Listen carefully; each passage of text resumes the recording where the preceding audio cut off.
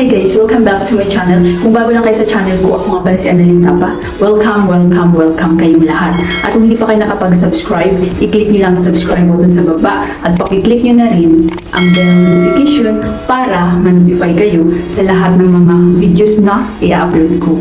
Kung bago lang kayo sa channel ko guys, nag-upload ako ng mga video tips, video tutorial, nang sa ganun ay may share ko ang kaalaman ko sa kapwa ko YouTubers, lalong-lalo na sa mga new YouTubers na nagsisimula pa lang gumawa ng kanilang channel. Hey guys, kamusta na kayong lahat? So sa video na ito guys, kasi marami akong nare-receive na mga comment na naghahanap kung saan ba makikita yung chroma key or yung mga remove background sa CapCut. So i-share ko sa inyo guys yung mga update kasi nag-update lagi si CapCut. So nag-update na naman siya ngayong 2024. So yung mga importanteng na update guys, so i-share ko sa inyo para hindi na kayo mahirapan. So sa hindi pa nakakaalam ng CapCut, ito yung itsura niya. Napakaganda ng apps na ito. At pwede siya sa Android, pwede siya sa iPhone. Ang gamit ko always is Android. So kapag mga Android user kayo, i-ano nyo lang guys, install nyo lang sa Play Store. Tini-open na natin. Pag na-open na natin ang CapCut guys, ito yung itsura niya. Mayroong new project. Then i-click natin ang new project. Then mayroong videos, my photos. So dito tayo sa video. Click natin ang video. Then maghanap lang ako dito guys ng ihalimbawa ko sa inyo na video. Hanap lang ako dito guys. Bawa ito. Then add. Itong green add. So dito tayo sa CapCut. So na-edit ko na itong video na ito guys. Ianuhan muna natin. Huwag na natin lagyan ng voice para marinig niyo yung aking sinasabi. So, doon tayo sa saan ba makikita na yung chroma key. So, ito yung isa sa update guys ni CapCut. Itong aspect ratio. Ito dati ratio lang to guys. So, i-click nyo yan. Then, ano ba yung video nyo? Pang TikTok ba? Reels? So, ito i-click nyo yan. Yan. Para hindi kayo magka-problema mamaya pag nag-upload kayo. Ito may pang Instagram din. Ito pang long video. Yan, long video.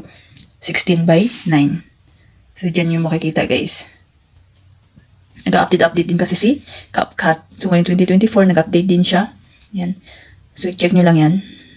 Then, hanapin natin halimbawa maglagay tayo, guys, ng subscribe button. So, naglagay na ako dyan kanina. So, halimbawa maglagay tayo dito banda. Subscribe button. Yung personalized subscribe button ko, guys. So, mag-overlay lang kayo. Add overlay. Then, hanapin ko lang yung aking nagawa na personalized subscribe button. So, kapag hindi nyo pa alam guys, check nyo lang sa aking tutorial. So, ito siya. Yan. Click nyo yan. Then, add. Then, hanapin natin ayan, remove. Yung BG na siya. So, dati remove background din. Nag-update siya ng cutout. So, ito na naman siya guys. Remove BG. Yan. Click nyo yan. Then, makikita nyo dito guys remove background kung gusto nyo i-remove yung background. Then ito yung chroma key guys. Yan, nandito yung chroma key sa remove, yung remove BG background. Then chroma key. So nakikita nyo yung below guys. Ayan. I-move nyo lang yan. Pababa. Then nakikita nyo ang intensity. I-full nyo lang. Shadow. Full din. Yan. Yan, i-check nyo lang. So na-remove na yung nawala na yung green na background. Diba? Natira na lang itong personalized subscribe button, yung aking profile picture, at saka itong subscribe button. Ayan.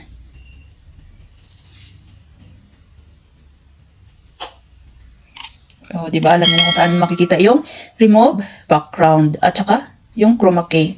Then, mayroon pang nag-update dito na guys, napansin kong na-update niya. Yung dati, maglagay kayo ng music guys. Sorry, balik natin. Maglagay kayo ng music, diba? Yung laging tinatanong sa akin ng mga viewers ko, kung mahaba ba halimbawa yung video nyo is nasa 10 minutes, yung music, di ba, lang nasa 2 or 3 minutes. So, halimbawa, audio, then sound, then yung mga na-download kong music na walang copyright. Maraming music si CapCut dito guys, pero kapag gusto nyo i-monetize yung channel nyo, huwag kayong kumuha ng music dito guys kasi may mga copyright. Dito kayo sa device. Yan, hanapin ko lang yung aking na-download na music na walang copyright. Ito. Dini-add nyo lang yan, guys. Yan. O, may music na, diba?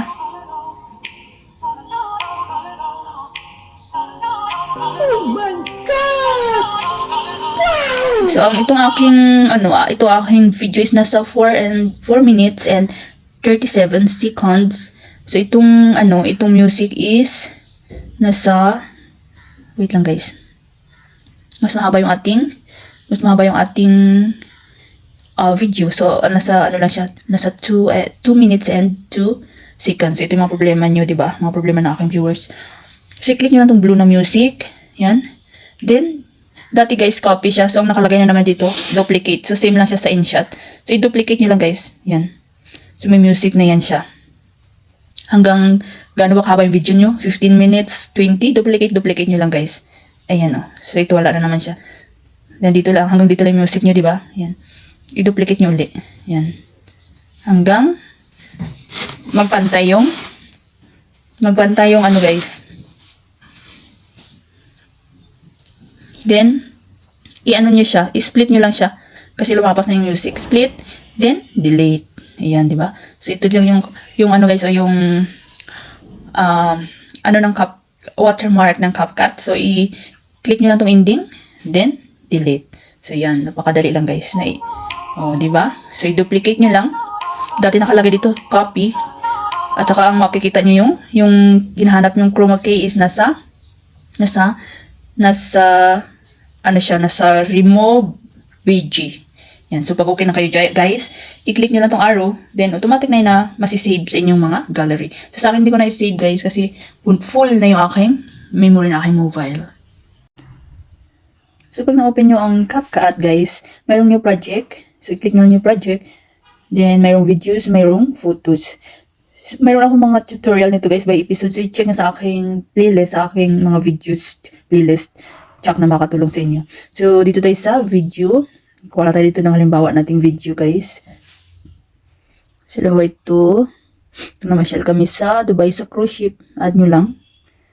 Then, dito na tayo sa loob ng CapCut. So, hanapin natin ang chroma key.